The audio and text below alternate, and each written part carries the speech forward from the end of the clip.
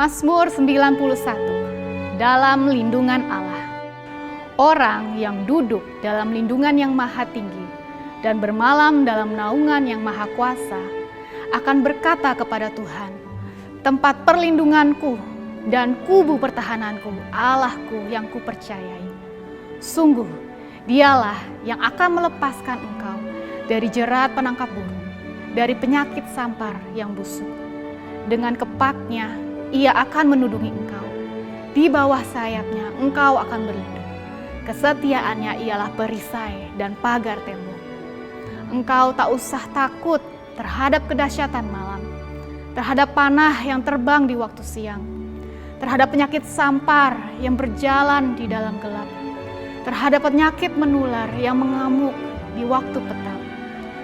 Walau 1.000 orang rebah di sisimu dan 10.000 di sebelah kananmu, tetapi itu tidak akan menimpamu. Engkau hanya menontonnya dengan matamu sendiri dan melihat pembalasan terhadap orang-orang fasik. Sebab Tuhan ialah tempat perlindunganmu, yang maha tinggi telah kau buat tempat perteduhan. Malapetaka tidak akan menimpa kamu, dan tulah tidak akan mendekat kepada kemahmu. Sebab malaikat-malaikatnya akan diperintahkannya kepadamu untuk menjaga engkau di segala jalanmu. Mereka akan menatang engkau di atas tangannya, supaya kakimu jangan terantuk kepada batu. Singa dan ular tedung akan kau langkahi. Engkau akan menginjak anak singa dan ular naga. Sungguh hatinya melekat kepadaku, maka aku akan meluputkannya. Aku akan membentenginya sebab ia mengenal namaku. Bila ia berseru kepadaku, aku akan menjawab. Aku akan menyertai dia dalam kesesakan.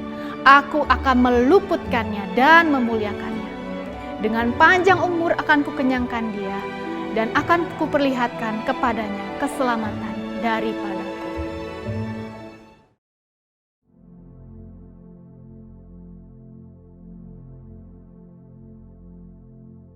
Tahun 2024 adalah tahun untuk bangkit, jadi teranglah.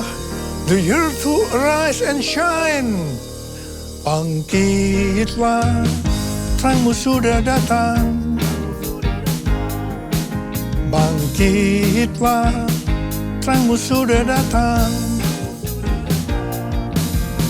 Kemuliaan Tuhan telah terbit, kemuliaan Tuhan telah datang.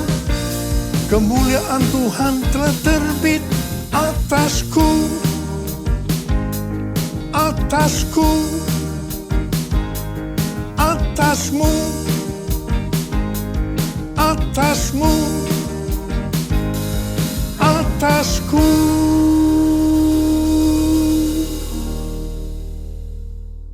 Menjadi terang itu artinya konsisten. Tidak kadang-kadang terang atau kadang-kadang gelap, tetapi harus terus-menerus menjadi terang. Karena itu seperti yang dituliskan dalam Imamat 6 ayat 12 dan 13, bahwa api di atas mezbah harus dijaga tetap menyala. Jangan sampai padam. Api yang dijaga supaya tidak padam adalah yang pertama, api Roh Kudus.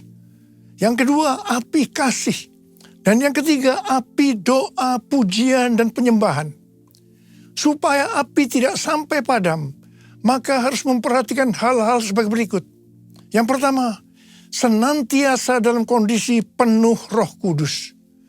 Yang kedua, harus dijaga dalam kondisi kasih yang semula.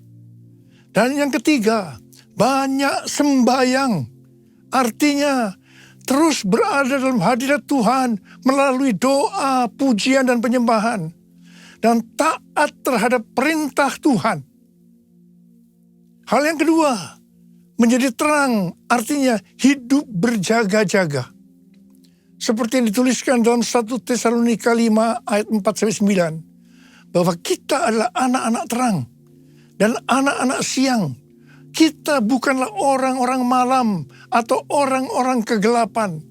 Sebab itu, baiklah kita jangan tidur seperti orang-orang lain, tetapi berjaga-jaga dan sadar berbaju sirahkan iman dan kasih, dan berketopongkan pengharapan keselamatan. Karena Allah tidak menetapkan kita untuk ditimpa murka, tetapi untuk beroleh keselamatan melalui Tuhan kita, Yesus Kristus. Haleluya! Yang ketiga, menjadi terang artinya menjadi murid Tuhan Yesus. Judul perikop Matius 7, 12 sampai dengan 14 adalah jalan yang benar. Tuhan Yesus memberitahu kepada kita bagaimana masuk jalan yang benar. Matius 7 ayat 13 dan 14 berkata, masuklah melalui pintu yang sempit, karena lebarlah pintu dan luaslah jalan yang menuju kepada kebinasaan, dan banyak orang yang masuk melaluinya. Betapa sempitnya pintu dan sesaknya jalan yang menuju kepada kehidupan. Hanya sedikit orang yang mendapatinya. Hal yang sama juga ditulis dalam Lukas 13 ayat 23 dan 24. Seseorang berkata kepadanya, Tuhan, sedikit sajakah orang yang diselamatkan? Jawab Yesus kepada orang-orang di situ, berjuanglah untuk masuk melalui pintu yang sempit itu. Sebab aku berkata kepadamu, banyak orang akan berusaha untuk masuk, tetapi tidak akan dapat. Berbeda dengan pendapat beberapa pengkhotbah yang berkata bahwa diselamatkan merupakan hal yang paling mudah di dunia ini. Justru Tuhan Yesus mengajarkan bahwa kita tidak dapat mengharapkan mayoritas orang mengikutinya pada jalan yang menuju hidup, yaitu jalan yang benar tadi. Tuhan Yesus berkata, hanya sedikit orang yang diselamatkan. Hanya sedikit orang yang diselamatkan. Yang diselamatkan hanya orang-orang yang masuk melalui pintu pertobatan sejati dan menyangkal diri untuk mengikut Yesus serta benar-benar berusaha untuk mentaati perintahnya dan sungguh-sungguh mencari kerajaan Allah dan kebenarannya serta bertahan sampai akhir dalam iman, kesucian, dan kasih sejati. Tuhan Yesus berkata bahwa kita harus berjuang untuk masuk melalui pintu yang sempit itu. Artinya sesuai dengan Filipi 2 ayat 12 yang berkata, karena itu tetaplah kerjakan keselamatanmu dengan takut dan gentar. Di sini tidak berlaku apa yang banyak didengungkan bahwa sekali selamat tetap selamat. Memang keselamatan itu kita dapatkan karena kasih karunia Tuhan, bukan karena perbuatan baik kita. Ini harus kita responi dengan iman. Dalam mengerjakan keselamatan itu harus dengan takut dan gentar, berusaha sungguh-sungguh. Sekali lagi, ini bukan dengan kekuatan kita, tetapi dengan kuasa Roh Kudus. Karena kita mau dengan sungguh-sungguh untuk berjalan di jalan yang benar tadi. Menjadi murid Tuhan Yesus adalah mereka yang berjuang untuk masuk melalui pintu yang sempit itu. Tugas utama kita sebagai orang percaya adalah menyelesaikan amanat agung yang menjadikan semua bangsa sebagai murid Tuhan Yesus. Hanya murid yang bisa memuridkan. Karena itu kita harus menjadi murid Tuhan Yesus. Hanya murid yang masuk surga. Sekali lagi saya mau katakan, hanya murid yang masuk surga. Jesus, I believe in you. Jesus, I belong to you. You're the reason that I live, the reason that I sing. Jesus, I believe in you. Jesus, I belong to you. You're the reason that I live, the reason that I sing with all I am. I will worship you. I will worship you. I will worship you, Jesus.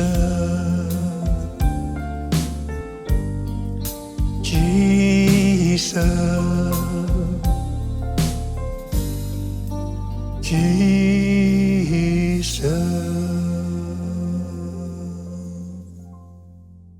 Menurut penelitian dari Barna Group pada tahun 2020 tentang anak-anak muda Kristen yang berusia 18 sampai dengan 35 tahun di Indonesia dan dunia, maka didapatkan data sebagai berikut. Yang pertama, bukan Kristen lagi. Di Indonesia 2%, dunia 21%. Yang kedua, Kristen tapi tidak ke gereja. Di Indonesia 15%, di dunia 37%. Yang ketiga, Kristen ke gereja minimal 1 kali setiap bulan tetapi bukan murid. Di Indonesia 64%, dunia 30%. Yang keempat, Kristen, murid yang tangguh, yang memenuhi 4 kriteria sebagai berikut. Yang pertama, rutin ke gereja dan memiliki komunitas di luar ibadah.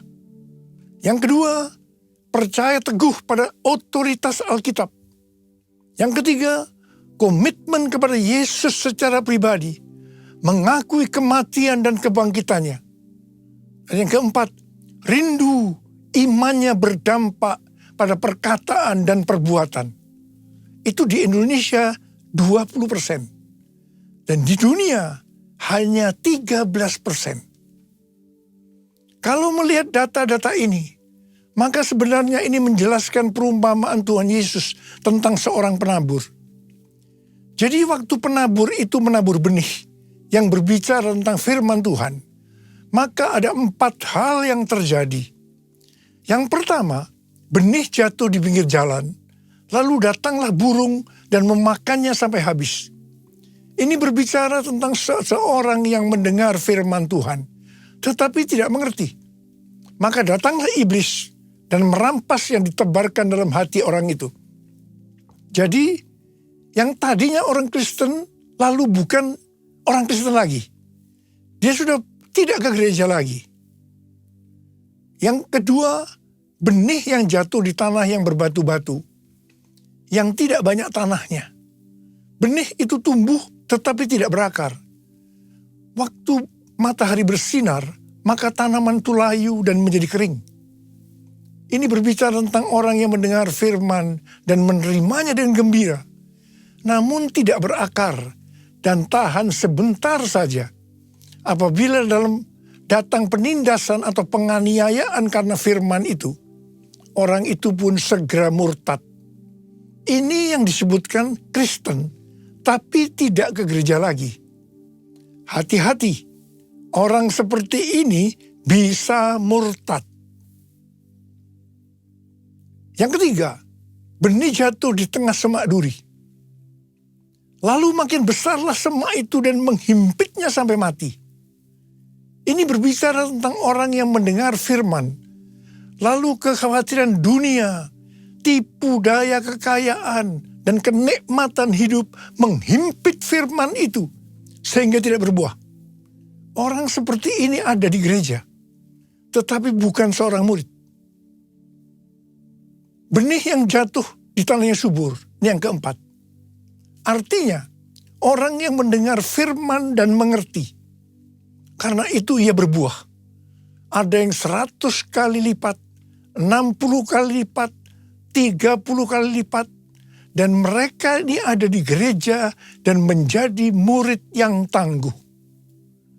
Jadi, dari orang-orang yang pernah mendengar firman Tuhan dan masih ada di gereja, itu untuk data di Indonesia 64%. Bukan murid. Dan 20%-nya murid. Sedangkan data untuk dunia, 30%-nya bukan murid dan hanya 13%-nya murid. Data ini bukan hanya penting untuk diperhatikan, tetapi juga sesuatu yang genting. Di sini Tuhan Yesus mengingatkan yang menyebabkan seseorang tidak menjadi murid karena tidak berbuah. Mengapa?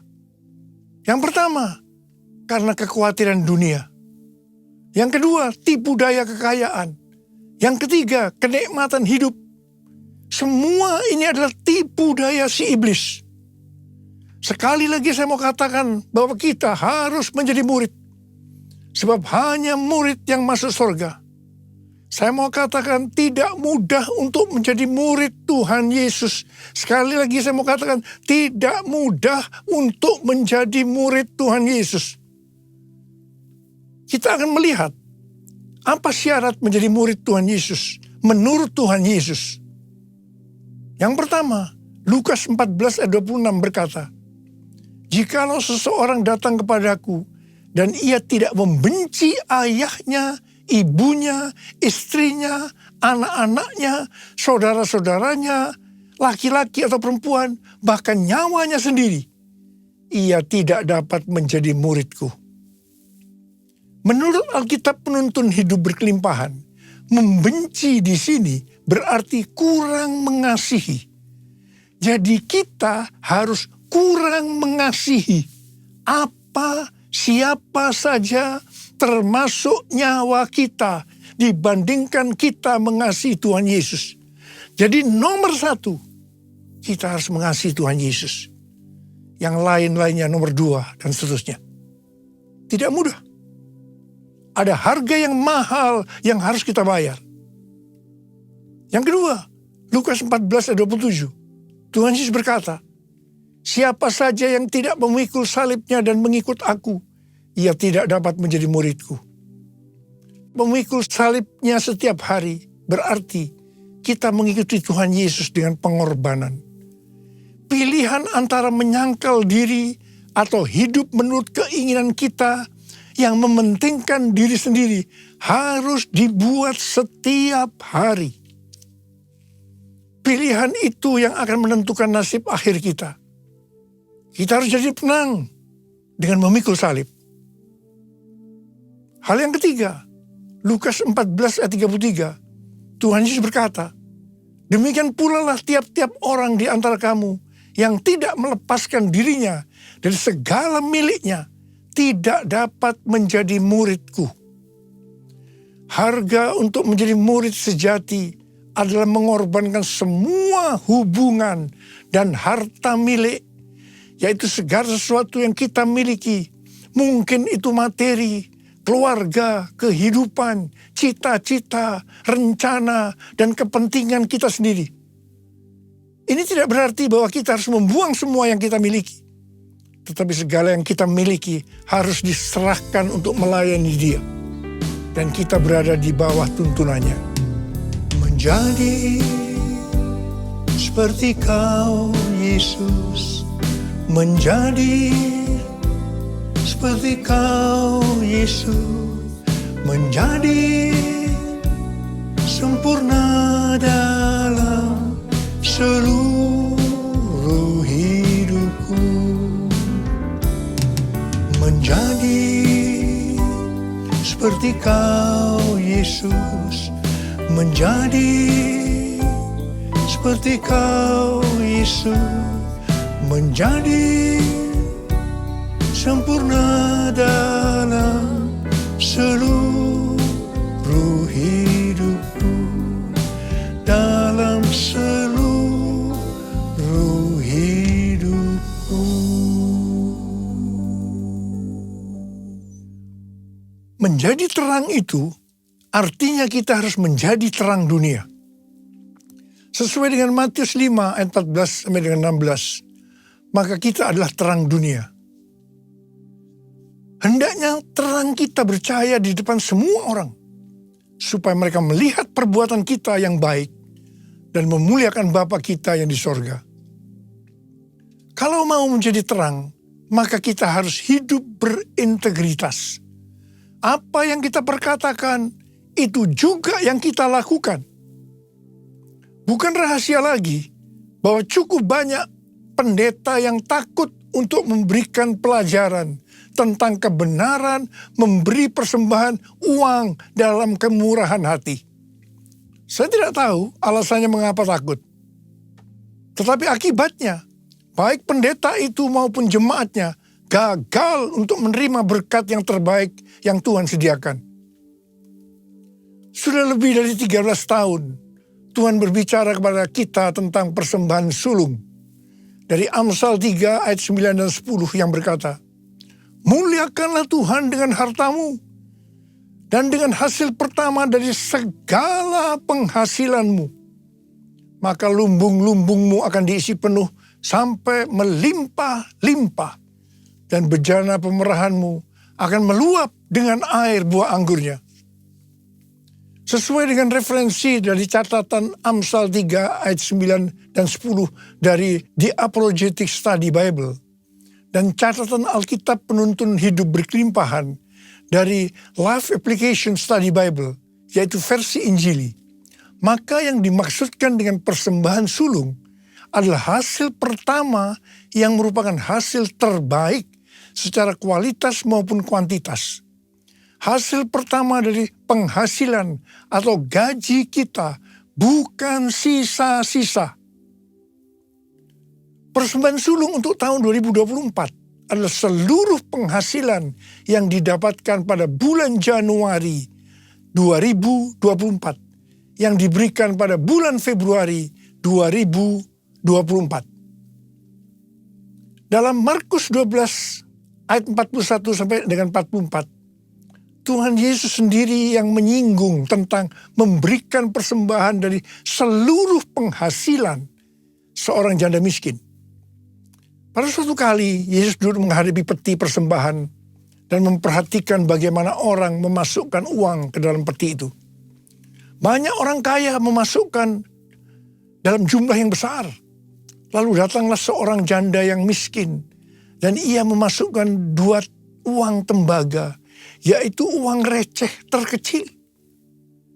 Yesus memanggil murid-muridnya dan berkata kepada mereka, sesungguhnya aku berkata kepadamu, janda miskin ini memberi lebih banyak daripada semua orang yang memasukkan uang ke dalam peti persembahan. Sebab mereka semua memberi dari kelimpahannya. Tetapi janda ini memberi dari kekurangannya. Semua yang dimilikinya, yaitu seluruh nafkahnya. Di sini Tuhan Yesus tidak melihat besarnya jumlah persembahan, tetapi berapa persen dari penghasilannya yang dipersembahkan. Meskipun jumlah persembahan janda miskin ini relatif kecil dibandingkan orang kaya tadi, tetapi Tuhan Yesus berkata bahwa janda miskin ini memberikan lebih banyak dibandingkan semua orang kaya tadi. Mengapa? Karena persembahan yang diberikan janda miskin itu adalah seluruh nafkahnya, yaitu seluruh yang dia miliki. Persembahan sulung merupakan tolok ukur yang valid untuk menguji apakah kita memberi dalam kemurahan hati. Persembahan sulung diberikan dengan kerelaan hati dan ucapan syukur, bukan karena paksaan. Sekali lagi saya mau katakan, bukan karena paksaan. Amsal 11 ayat 24 dan 25 berkata, ada yang gemar memberi, tetapi bertambah kaya. Ada yang menghemat secara berlebihan, namun selalu berkekurangan. Siapa banyak memberi berkat, diberi kelimpahan. Siapa memberi minum, ia sendiri akan diberi minum. Sebagai bapak rohani dan hamba Tuhan, selama 13 tahun ini, saya bukan hanya mengajarkan tentang persembahan sulung, tetapi juga melakukannya. tema khotbah untuk bulan Februari tahun 2024 ini adalah kita harus menjadi murid Tuhan Yesus. Ada berapa banyak di antara saudara yang berkata, Tuhan, saya mau menjadi murid Tuhan Yesus. Saya mau menjadi murid-Mu ya Tuhan Yesus. Angkat tangan. Katakan bersama saya. Ini aku Tuhan, utuslah aku, sampai generasiku diselamatkan. Ini aku Tuhan, utuslah aku, sampai generasiku diselamatkan. Sampai generasiku diselamatkan. Sekali lagi katakan. Sampai generasiku diselamatkan. Mari kita angkat tangan kita. Kita berbahasa roh. Sembah Dia. Uriala masyandara kana mayara la bala bala bala bala bala. Uriala la bala bala bala bala bala bala bala bala bala. Sembah Dia. Berbahasa roh, berbahasa roh, berbahasa roh. Uriala kana mayara la bala bala bala bala bala bala bala. Tuhan, urapi kami semua. Urapi Tuhan anak-anak-Mu yang sudah mengangkat tangan mereka. Mereka berjanji saat ini Tuhan. Kami mau menjadi murid Tuhan Yesus. Kami mau menjadi murid Tuhan Yesus. Terima pengurapan Tuhan. Terima. Terima kasih Tuhan. Terima kasih. Terima kasih. Dalam nama Yesus. Dalam nama Yesus. Amin.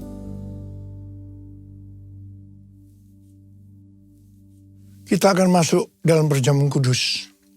Kita akan mengingat ayat ini. Sebab setiap kali kamu makan roti ini dan minum cawan ini, kamu memberitakan kematian Tuhan sampai Ia datang. Perjamuan kudus adalah perjamuan Tuhan Yesus sendiri. Setiap kali kita masuk dalam perjamuan kudus, Tuhan selalu berkata kepada kita, biarlah ini menjadi peringatan akan aku. Karena itu mari arahkan hati kita kepada kebaikan Tuhan. Kita akan mengingat kebaikan Tuhan. Supaya kita lebih mengasihi Tuhan Yesus. Supaya kita lebih mengasihi satu dengan yang lain. Mari tundukkan kepala. Bapa, siapakah kami sebelum kami mengenal Engkau? Kami semua orang berdosa. Upah dosa adalah maut, mati. Tapi Engkau yang tidak berdosa telah dijadikan dosa oleh karena kami. Engkau harus turun dari sorga mulia, mati ganti kami dengan penderitaan yang luar biasa. Sungguh kalau kami pikirkan betapa baiknya Engkau ya Aba. Engkau jadikan kami sebagai anak-anak-Mu. Engkau berkati, Engkau tuntun, Engkau bela, Engkau lindungi, Engkau sembuhkan hamba-Mu. Dan Engkau juga tegur kalau kami salah. Tuhan terima kasih, itu Engkau ya Aba. Itu Engkau ya Aba. Tuhan akan memberkati kita melalui perjamuan kudus. Tapi Tuhan mau kita makan dan minum dengan cara yang benar. Karena itu masing-masing berdoa. Introspeksi. Lihat keadaan dirimu masing-masing. Jangan menyimpan dosa. Kalau ada dosa langsung minta ampun sama Tuhan. Minta ampun. Supaya diberkati. Supaya diberkati. Ampuni saya Tuhan. Ampuni. Ampuni ya Bapa, Kau melihat anak-anak-Mu sedang meminta ampun padamu. Maka layakkan kami untuk masuk dalam perjamuan kudus ini Abah. Terima kasih. Kami akan masuk dalam perjamuan kudus dengan hati yang penuh ucapan syukur. Dalam nama Yesus kami berdoa. Amin. Mari. Angkat roti di tangan kanan kita tinggi-tinggi. Sebab apa yang telah kuteruskan kepadamu, telah aku terima dari Tuhan. Yaitu bahwa Tuhan Yesus pada malam waktu Ia diserahkan mengambil roti. Dan sesudah itu Ia mengucap syukur atasnya. Ia memecah-mecahkannya dan berkata, inilah tubuhku yang diserahkan bagi kamu. Perbuatlah ini menjadi peringatan akan aku. Saudara dikasih Tuhan, bukankah roti yang kita pecah-pecahkan ini adalah persekutuan kita dengan tubuh Kristus? Mari kita makan dalam nama Yesus.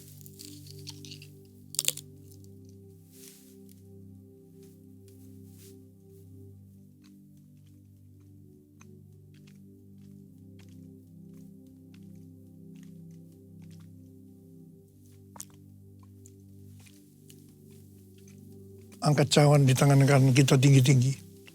Demikian juga yang mengambil cawan sesudah makan lalu berkata, Cawan ini adalah perjanjian baru yang dimeterkan oleh darahku.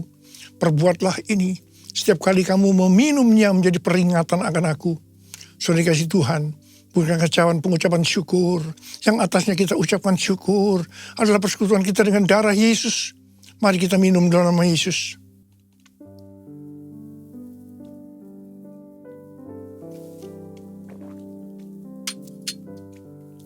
Angkat tangan kita di hadapan Tuhan. Ucapkan syukur dan terima kasih dengan suara. Jangan diam. Tuhan, terima kasih Tuhan. Kami bersyukur ya Tuhan. Kami bersyukur. Kami bersyukur ya Tuhan. Kami bersyukur ya Tuhan. Engkau melihat anak-anakmu Tuhan yang sedang mengangkat tangan mereka. Bapa, jamah kami, jamah anak-anakmu.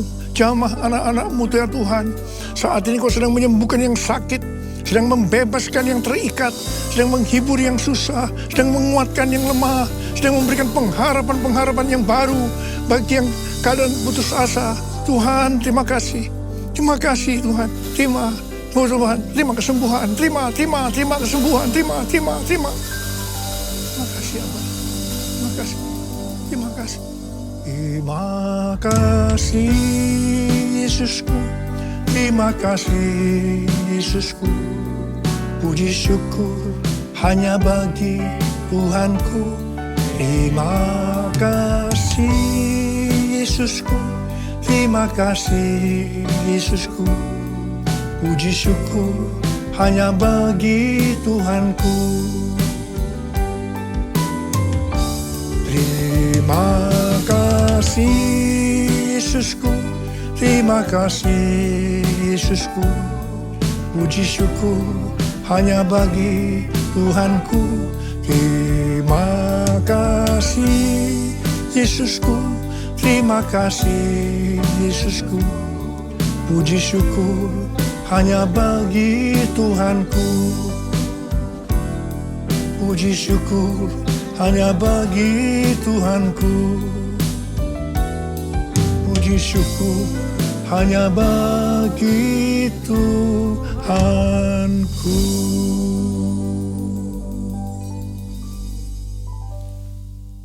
Terimalah berkat Tuhan.